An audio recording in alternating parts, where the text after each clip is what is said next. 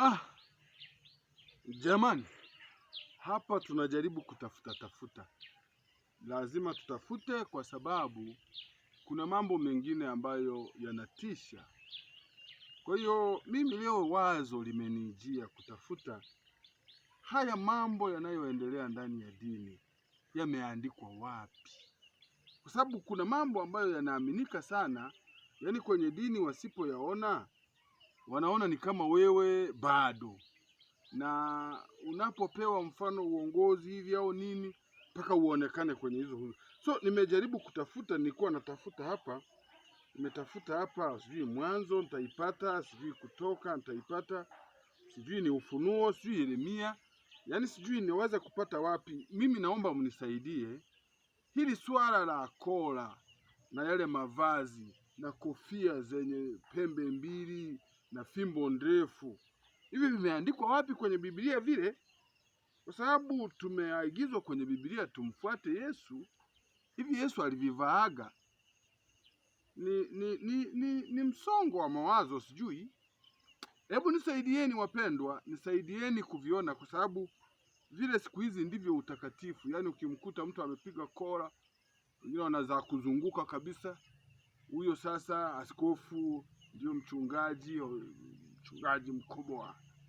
Na ukimpata na fimbo ndefu, askofu, mchungaji ana fimbo ya kichungaji kumwokoa kondoo.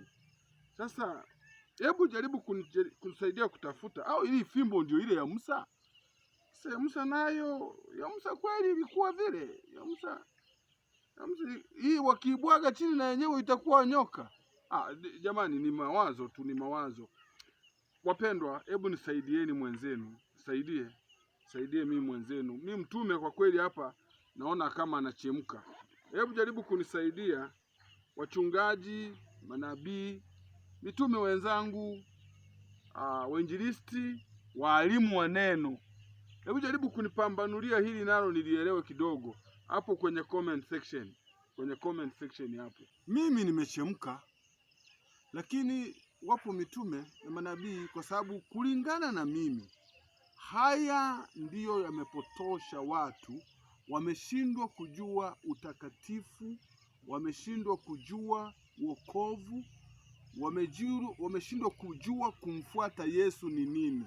Kwa hiyo wanaenda na vitu vya kishabiki tu. Mtu akishapiga kola nini, hata kama jambazi, hata kama mwizi, hata kama mlevi, hata kama mlafi fulani hivi, hata kama tapeli fulani hivi, ili mradi tu ana fimbo ndefu na kola na mavazi, huyo heshima kwake.